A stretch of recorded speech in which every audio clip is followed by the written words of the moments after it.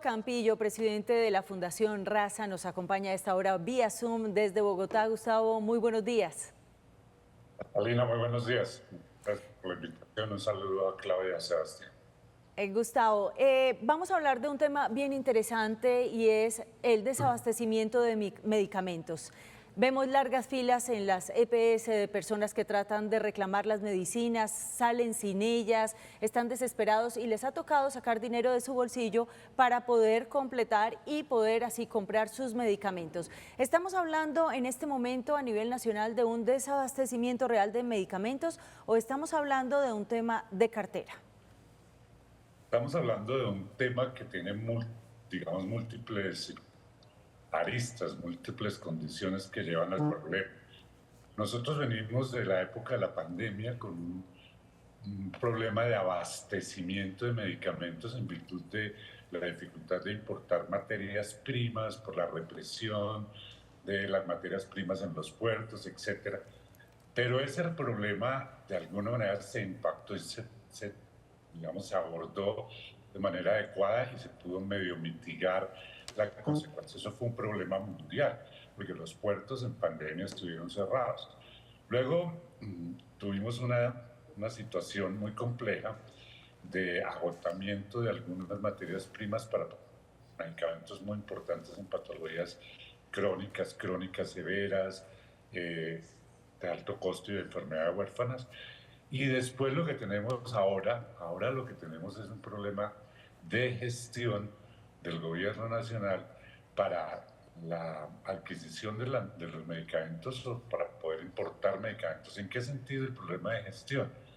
Pues tenemos una acumulación de solicitudes de registros sanitarios, de casi 30.000 solicitudes de registros sanitarios que la agencia del INVIMA, que es la que otorga ese registro para que el medicamento pueda ser circulado en el país, pues no los ha resuelto. Entonces, contener de alguna manera el registro sanitario con una intencionalidad, con la intencionalidad de que podamos tener reducción del gasto, es decir, no tiene sentido que no se haya un registro sanitario para que una persona pueda acceder a un medicamento con la intencionalidad de que no se gaste el recurso. Y eso lo dijo claramente el director de la INVIMA, el doctor Rossi, ante el Congreso de la República. Eso por un lado. Por otro lado, tenemos un problema de cartera enorme, porque el sistema está desfinanciado, el gobierno asfixió el sistema de salud y pues la industria farmacéutica no le vende a los dispensadores de medicamentos, los dispensadores de medicamentos no le venden a los prestadores y pues lo que tenemos acá es una asfixia del sistema que no permite que los tratamientos, los medicamentos, pero no solamente los medicamentos, la atención en salud en general pueda estar fluyendo de manera adecuada.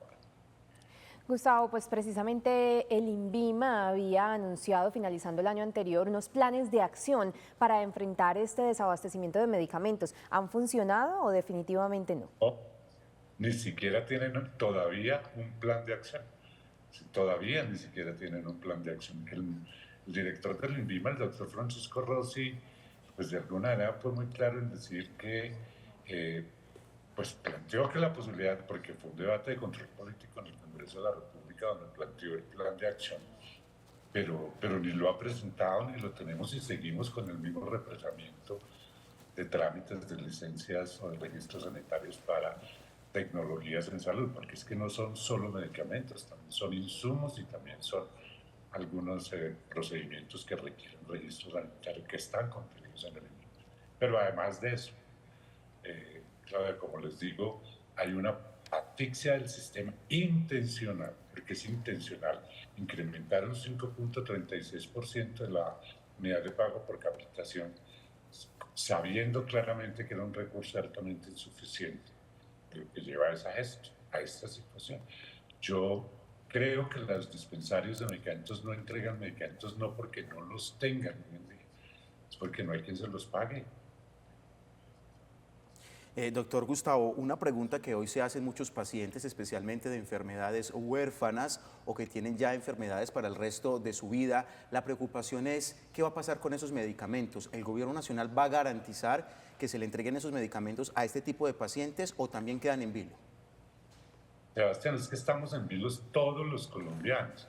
Pues obviamente hay grupos poblacionales que podremos tener unas condiciones de mayor vulnerabilidad, pero es que hoy no se entrega, digamos, un medicamento para la diabetes o para la hipertensión, no solamente para las enfermedades huérfanas. Entonces, su pregunta es muy interesante en la medida en que quiénes van a ser las primeras víctimas, por las que tienen una condición de salud mucho más compleja, entre ellas las enfermedades huérfanas o raras, que suspender un tratamiento significa prácticamente morirse. Una persona con hipertensión pulmonar, una persona con fibrosis quística, no puede suspender ni un solo día el tratamiento, ni un solo día el tratamiento. No se les está entregando bolsas de colostomía, no se está entregando medicamentos psiquiátricos, no se está entregando medicamentos. Una persona trasplantada, ¿cuál es la inversión que ha hecho el Estado en un trasplantado? ¿Cuánto nos cuesta un trasplante para que se pierda por no suministro de medicamentos? En un término de mes, 2 meses se puede perder el órgano trasplantado. Pues doctor Gustavo, muchísimas gracias. Ya para finalizar, ¿cuál es la situación real de los pacientes? Sebastián le preguntaba anteriormente si iba a haber entrega o no de estos medicamentos, pero ¿cómo están ellos? ¿A quién están acudiendo entonces en este momento, ustedes sabiendo que son una red de apoyo para ellos? A la rama judicial, Catalina, no tenemos más que la rama judicial y saturando la rama judicial, un costo además adicional para el Estado, pero no tenemos más alternativas y ni siquiera, desafortunadamente, sobre todo veces intervenidas, que es lo más triste, es que el gobierno intervino que para mejorar la prestación del servicio, y las intervenidas son las que tienen mayor número de quejas y PQRs en los últimos 12 meses, en el año 2024. Entonces, no nos queda sino la rama judicial. Estamos saturando la rama judicial con acciones legales. Gustavo Campillo, muchísimas gracias por acompañarnos a esta hora de la mañana aquí en Consejo de Redacción.